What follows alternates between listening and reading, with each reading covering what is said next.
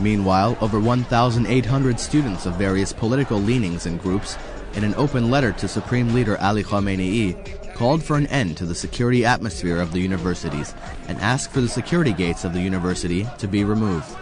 The letter, which was published on December 7th in some Iranian media, including Tehran's Etemad newspaper, stated in part, quote, "While the student dormitories are in dismal hygienic and welfare conditions, and some are all full up and cannot accommodate any more students, why are you allocating such huge sums to creating such a climate of security imposed by law enforcement forces in the universities?"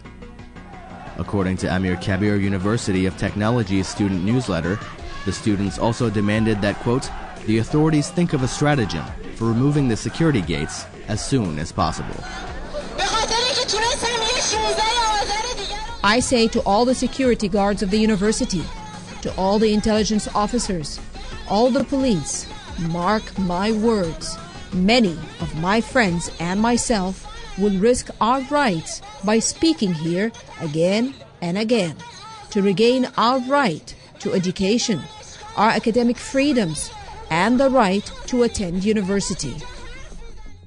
According to Fars news agency, on November 28, 2008, Mohammad Mehdi Zahedi, the Minister for Science, Research and Technology, who was speaking about the events of Students' Day, called student movements anti-revolutionary and said that this year he would not allow them to take advantage of the event.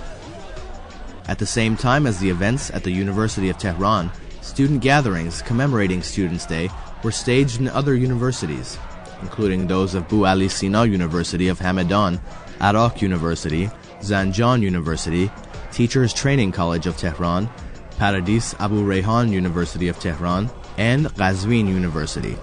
In some places, such as Hamadan, the ceremonies turned violent with the interference of the LEF, who used tear gas on the students. Students' Day in Iran is held to commemorate the killing of 3 Tehran University students on December 6, 1953 by police. 3 months after the fall of Mohammad Mossadegh's government, and on the eve of the visit of Richard Nixon, President Dwight D. Eisenhower's vice president, to Tehran, after some members of the police guards were provoked by some students, the police, in an unprecedented move, entered the university campus, and in the resulting scuffle with students, shot and killed 3 of them.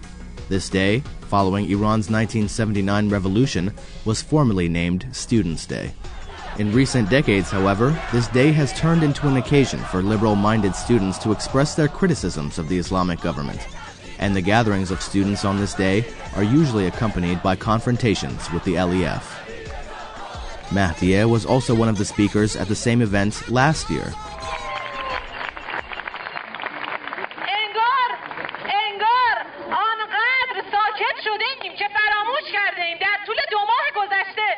It seems we have become too quiet and have forgotten that over the past 2 months, 160 of our compatriots have been executed by the fascist regime.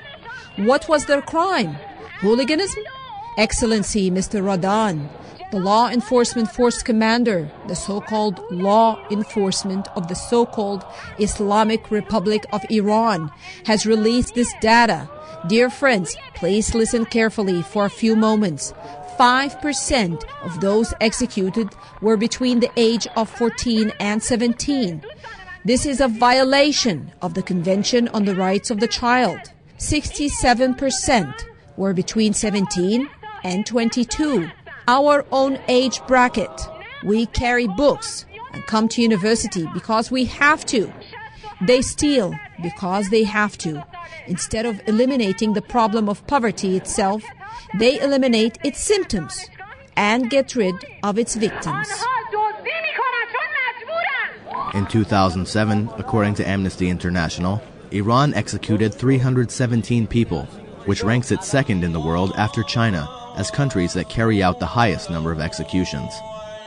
In 2008, according to Agence France Presse's count, 227 people have already been executed in Iran, while Amnesty International puts the number of persons executed until the end of November 2008 at 296.